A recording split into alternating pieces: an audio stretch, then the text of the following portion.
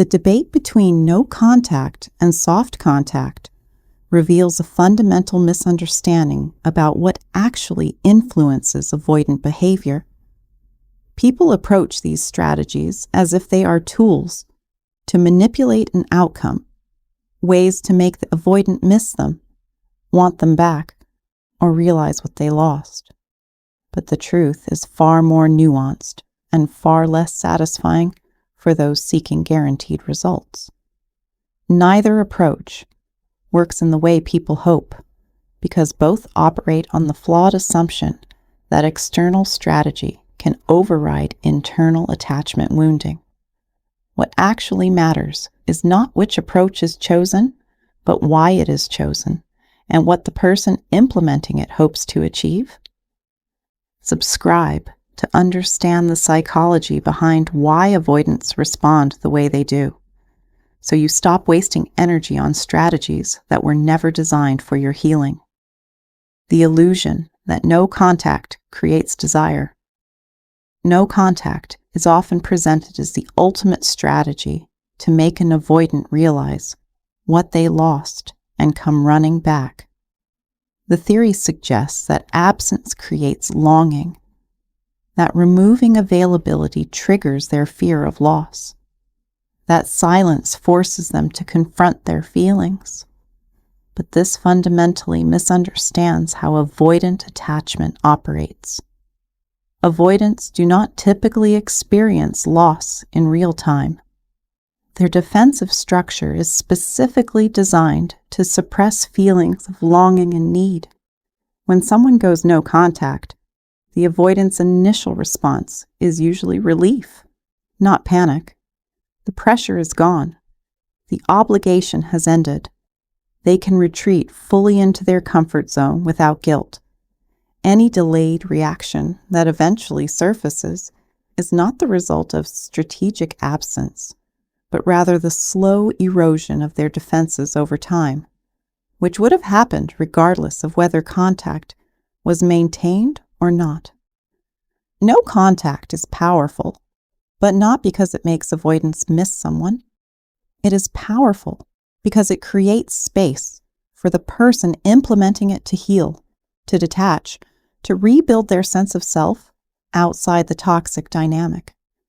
If no contact is being used as a manipulation tactic to trigger the avoidance desire, it will likely fail. If it is being used as genuine boundary setting and self-protection, it serves its true purpose, regardless of whether the avoidant ever responds. The false security of soft contact. Soft contact operates on a different but equally flawed premise: that maintaining some level of connection keeps the door open and prevents the avoidant from completely moving on. People who choose soft contact often do so out of fear, terrified that complete absence will result in permanent loss. So they send occasional messages, maintain friendly interaction, demonstrate that they are still available without being demanding. The hope is that this keeps them in the avoidance awareness, that when the avoidant is finally ready for connection, they will choose the person who remained accessible. But soft contact frequently becomes a trap. It allows the avoidant to maintain the exact dynamic they prefer: connection without commitment, availability without responsibility, the security of knowing someone is waiting without having to actually show up. Soft contact can easily become enabling behavior that prevents both people from moving forward. The person maintaining soft contact remains emotionally tethered to someone who is not reciprocating, while the avoidant continues to benefit from the arrangement without any pressure to change. The only scenario where soft contact serves a healthy purpose is when both people have genuinely moved into friendship, when there is no hidden agenda, when the contact is truly soft, rather than anxious, hovering disguised as casual connection. what actually works: authentic self-focus. The uncomfortable truth is that neither strategy works to control an avoidance behavior, because avoidance cannot be controlled into connection through external tactics. What does work, regardless of whether someone chooses no contact or soft contact, is genuine self-focus. When someone stops organizing their life around the avoidance potential return and starts building a life that is fulfilling independent of that outcome, everything shifts. This is not a strategy. This is actual healing.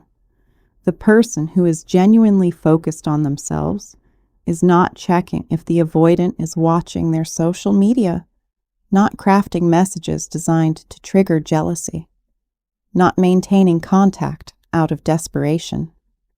They are living fully, healing their own attachment wounds, building connections with people who can reciprocate, becoming secure within themselves. If the avoidant eventually shows up with genuine changed behavior, the healed person can evaluate from a place of strength whether that is something they want. If the avoidant never shows up, the healed person has still won because they reclaimed their life. The choice between no contact and soft contact matters less than the intention behind it. Are you using it to heal yourself or to control them? The answer to that question determines whether any approach will actually serve you.